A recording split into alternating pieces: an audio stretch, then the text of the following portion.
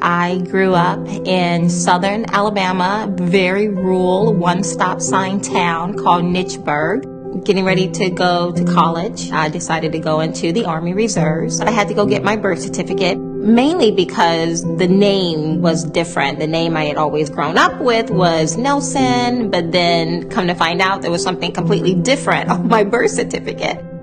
Clearly, I could have done the math and realized just how young my mother was when she gave birth to me, but it was never something that truly resonated with me until I looked at my birth certificate for the very first time and just kind of studied it.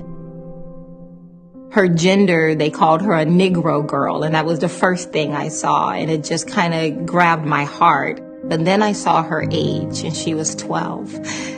And that just really struck a chord in me because I realized just how young my mother was when something so horrible had visited upon her. Even to this day, it's a very hard word to say, but my mother was raped. Given her young age, at 11 years old, my father being 21. They was hurt. We was all devastated. But my mother said, you're pregnant, so we're going to get through this. And she helped me get through it. I don't want to use the word choice. She was going to be born. I didn't have a choice to say, you're going to live, or I'm going to abort you. That wasn't a choice for me. And I thank God it wasn't a choice for me.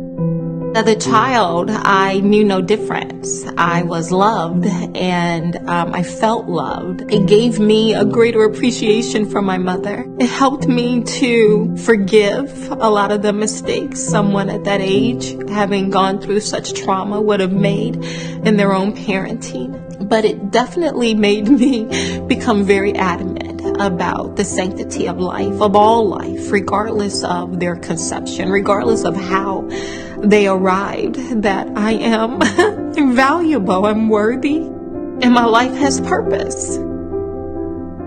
Before the foundation of the world, God saw me and He decided that I would be. And He said in His word that not only did I see you, but I called you, I predestined you. And so as a Christian, I believe in the value of life, that when I was in my mother's womb, He was knitting me together. Even among Christians, even among staunch conservatives, an exception to the rule of being pro-life for many is in the case of rape. And yet my life has value. From me has come two very beautiful and charming and smart kids, married to a wonderful husband. We've made a life for ourselves, and none of this would have happened if the exception to the rule had applied. Regardless of how old you are and how the child was conceived, that child deserved a chance. And if I had made that choice, where would I be at right now without my daughter?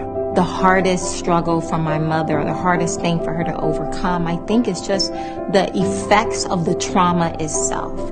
And that is why I think it's so important to help people understand that the trauma has already been inflicted. The child should not be inflicted with the consequences that squarely belongs on the one who inflicted the trauma. You have to be able to see the difference. Aborting me would not have eased the trauma that my mother suffered. Aborting me would not have allowed me to be in a place today where I can now take care of my mother. It's just amazing to see them grow up. Regardless of how my life started out, I'm blessed. I'm not left with bitterness. I'm left with overwhelming sense of gratitude. That not only did God see value in my life, but that my family saw value in my life. I'm very grateful for that. I'm eternally grateful that they chose to allow me to be born.